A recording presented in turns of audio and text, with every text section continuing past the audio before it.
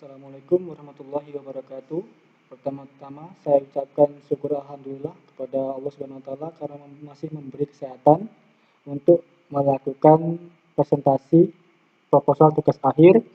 Yang kedua, saya ucapkan terima kasih kepada dosen pembimbing karena sudah membimbing saya untuk menyelesaikan laporan proposal tugas akhir.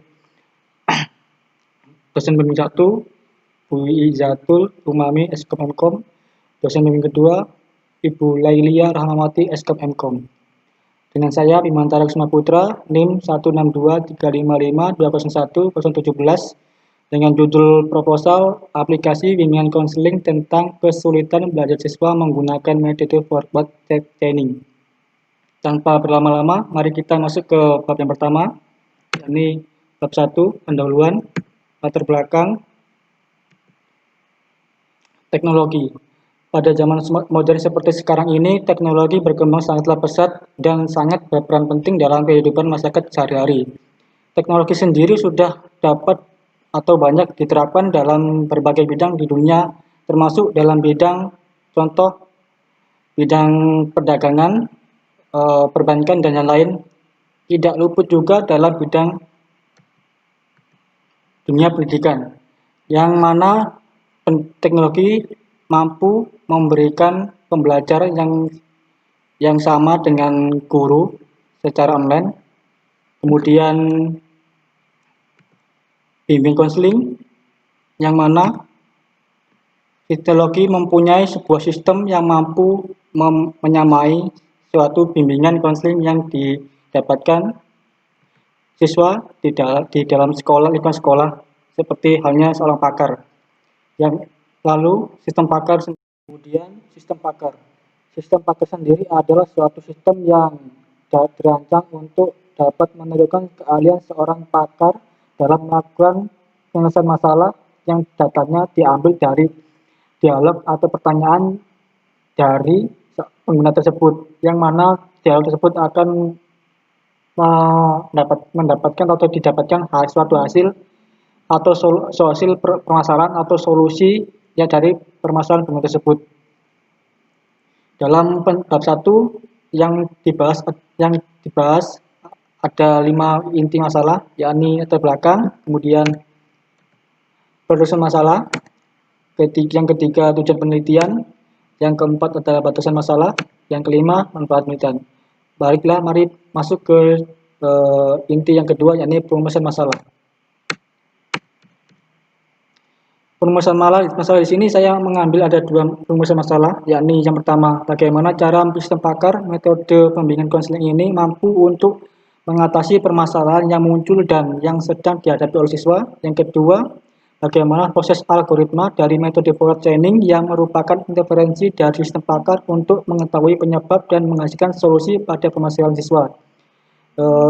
Inti yang kedua, yakni tujuan penelitian. Ada 3 poin, yakni yang pertama, membangun sebuah sistem pakar yang dimudahkan guru untuk melakukan bimbingan konseling. Yang kedua, membantu untuk mengetahui solusi yang tepat untuk menghadapi masalah yang ada. Yang ketiga, meningkatkan komunikasi terhadap siswa yang terlalu menutup diri di lingkungan sekolah dan di luar sekolah. Poin yang ketiga dalam bab 1 ini batasan masalah. Ada 2 poin. Yang pertama adalah bahasa pemrograman yang digunakan adalah Android Studio dengan menggunakan metode forward training. Yang kedua, yakni input yang diberikan berupa pertanyaan seperti halnya kuesioner yang harus dijawab oleh siswa. Poin yang ketiga dalam bab 1 adalah poin terakhir adalah manfaat penelitian. Diharapkan dari penelitian ini, aplikasi sistem pakar ini dapat membantu untuk menyelesaikan masalah yang dialami oleh siswa dan memudahkan guru bimbingan konseling untuk mendiagnosa apa yang terjadi pada siswa sehingga membuat siswa kesulitan dalam belajarnya, kemudian dapat menemukan solusi juga dengan mudah sesuai dengan fakta-fakta yang sudah ada. Nah, kita lanjutkan ke bab 2, yakni tinjauan pustaka. Dari bab 2 ini ada 2 poin yang saya ambil, yakni tinjauan pustaka dan dasar teori. Yang pertama, tinjauan pustaka, yakni dari tinjauan pustaka ini saya mengambil satu judul penelitian terdahulu, yakni dari Cynthia Kumalasari yang berjudul Sistem Pakar Bimbing Konseling Siswa dengan menggunakan metode poll-chaining sistem pakar yang berbasis website. Dalam penelitian tersebut tertuliskan membahas masalah yang dihadapi oleh siswa di lingkungan sekolah karena kurang mendetailnya pertanyaan yang diajukan oleh guru kepada siswa yang mengakibatkan kurangnya solusi yang didapatkan guru untuk mengatasi masalah yang ada dan yang sedang dihadapi oleh siswa. Kemudian inti yang kedua dari bab 2 yakni dasar teori. Dasar teori mempunyai 4 permasalahan siswa, 4 inti permasalahan yang dibahas yakni bimbing konseling, permasalahan siswa, solusi permasalahan, dan sistem pakar. Pertama kita bahas yakni pembimbing konseling. Menurut Winkel pada tahun 2005 mendefinisikan bimbing konseling sebagai suatu usaha untuk melengkapi individu dengan pengetahuan, pengalaman, dan informasi tentang dirinya sendiri. Kemudian yang kedua, menurut Helen pada tahun 2005, bimbingan dan konseling merupakan terjemahan dari istilah guidance dan counseling dalam arti bahasa Inggris. Kata guidance berasal dari kata kerja to guide yang mempunyai arti menunjukkan, membimbing, menuntun, ataupun membantu. Poin yang kedua dari dasar teori yakni permasalahan siswa. Permasalahan siswa di sini saya bagi menjadi 2 yakni kesulitan belajar yang ringan, kedua kesulitan belajar sedang. Kesulitan belajar ringan yakni sebagai siswa yang memiliki keinginan untuk belajar namun karena kurang optimalnya dalam tingkat belajar yang mengakibatkan siswa tidak mampu untuk memahami apa yang didapatkan dalam pelajaran tersebut. Untuk kesulitan belajar sedang, menurut Ahmad dan Supriyono pada tahun 2004 pada buku halaman 77 menyatakan bahwa kesulitan belajar adalah dalam keadaan di mana anak didik atau siswa tidak dapat belajar sebagaimana mestinya. Sedangkan menurut Jemara pada tahun 2002 halaman 200, kesulitan belajar adalah masalah yang mengganggu keberhasilan siswa dalam belajarnya. Poin yang ketiga dari dasar teori yakni solusi permasalahan siswa. Dari tabel tersebut bisa kita lihat permasalahan dan solusinya. Yang pertama adalah kesulitan belajar ringan. Solusinya 1, memulai belajar secara perlahan-lahan dengan cara manajemen waktu, memilih hari untuk fokus belajar di hari itu. Yang kedua, mulai dari pelajaran yang mudah dikuasai dan dimengerti agar meningkatkan minat belajar. Yang solusi yang ketiga, mencari suasana yang tenang agar dapat lebih fokus untuk belajar. Permasalahan yang kedua yakni kesulitan belajar sedang. Solusi yang pertama, minta bantuan orang tua untuk mengasih belajar. Solusi kedua, minta bantuan kepada teman yang memiliki minat dalam belajar untuk melakukan kegiatan belajar kelompok. Solusi yang ketiga yakni mengikuti kegiatan belajar tambahan atau bimbingan konseling. Untuk poin yang keempat dalam dasar teori yakni sistem pakar. Sistem pakar adalah suatu kecerdasan komputer yang memiliki kemampuan seperti seorang ahli pakar manusia dan mampu menerima suatu permasalahan serta memberikan solusi yang tepat untuk permasalahan yang sedang dihadapi oleh seseorang dan menyelesaikan permasalahan tersebut. Sedangkan sistem pakar atau expert system adalah sistem yang berusaha mengadopsi pengetahuan manusia ke komputer. Berikut adalah gambaran dari struktur yang menyusun sistem pakar. Struktur komponen sistem pakar dibagi menjadi 3 bagian penting, yaitu basis pengetahuan, working memory atau memori kerja, yang ketiga machine interference. Baiklah, mari kita bahas yang satu persatu mulai dari basis pengetahuan. Basis pengetahuan merupakan inti dari program sistem pakar yang terdiri dari kumpulan objek beserta aturan atau rule dan atribut. Yang penalarannya dibagi menjadi 2, yakni penalaran berbasis aturan atau rule based reasoning, yakni pada penalaran ini berdasarkan dari situasi tertentu yang menggunakan memori jangka pendek dan jangka panjang sebagai dasar untuk melakukan suatu tindakan dengan aturan if dan if then. Kemudian penilaian kedua yakni penilaian berbasis kasus atau rule-based reasoning, yakni suatu penilaian yang menggabungkan pemecahan pemasalah, pemahaman, dan pembelajaran sehingga dapat mendapat suatu kesimpulan yang berupa solusi berdasarkan fakta-fakta yang ada. Yang kedua yakni inti dari struktur komponen yang kedua yakni working memory atau memori kerja. Memori kerja adalah sebuah data yang beroperasi pada saat pengumpulan data dan saat pengambilan kesimpulan sedang berjalan untuk mendapatkan kesimpulan yang ingin dicapai. Inti dari yang struktur komponen sistem Packer yang ketiga yakni mesin interference atau interference engine, yakni suatu mesin yang menalarkan suatu masalah layaknya seorang pakar. Dalam arti lain, mesin interference adalah mesin yang memberikan sebuah solusi yang paling relevan dengan data.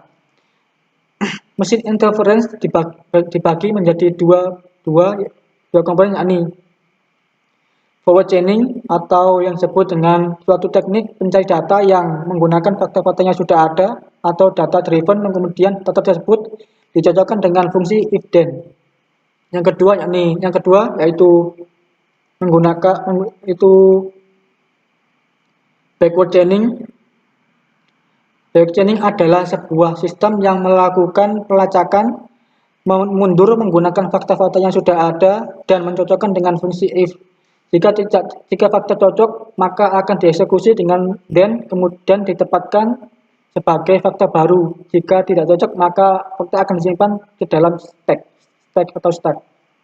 Kita masuk ke bab yang terakhir, yakni bab 3, metode penelitian. Yang pertama saya bahas adalah rancang penelitian, di mana rancang penelitian ini dibagi menjadi dua subbab inti, yakni pendekatan dalam penelitian, jenis penelitian, dan jenis penelitian.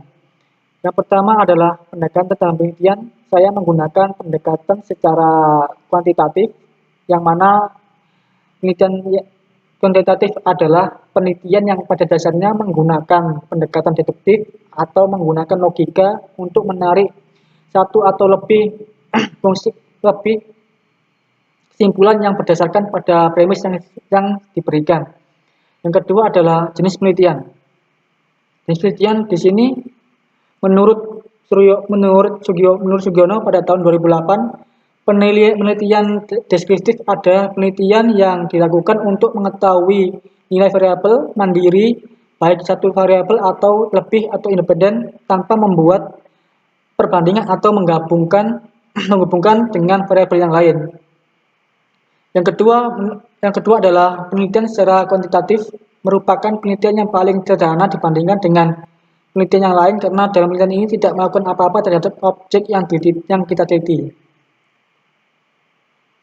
Yang kedua yakni teknik pengumpulan data. Di sini teknik pengumpulan data adalah prosedur yang terstruktur untuk pengumpulan data yang diperlukan untuk melakukan penelitian.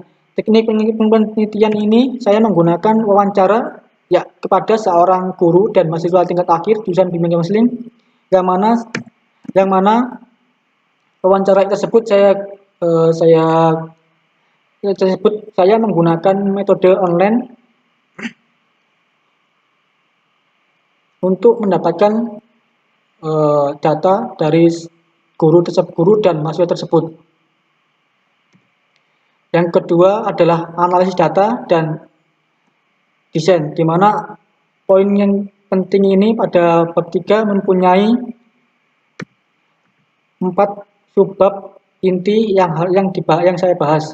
Yang pertama adalah analisis kuantitatif, yang kedua analisis kualitatif, yang untuk subbab yang selanjutnya adalah satu desain sistem, yang kedua ada use case diagram. Baiklah, mari kita masuk ke bab yang pertama, yakni analisis kuantitatif dan analisis kualitatif. Analisis kuantitatif adalah analisis yang biasa digunakan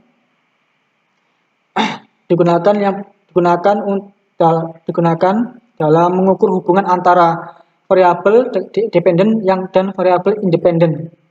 Yang kedua, analisis kualitatif, di mana analisis kualitatif tersebut adalah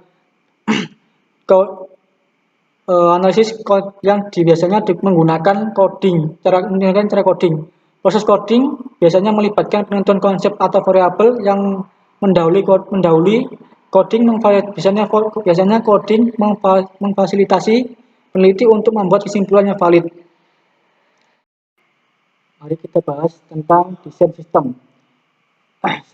Desain sistem merupakan fakta-fakta yang sudah diketahui melalui wawancara, maka tahap selanjutnya adalah membangun decision tree atau pohon keputusan dengan menggunakan metode runut maju atau yang dikenal dengan istilah fold chaining. Yang kedua adalah use case diagram.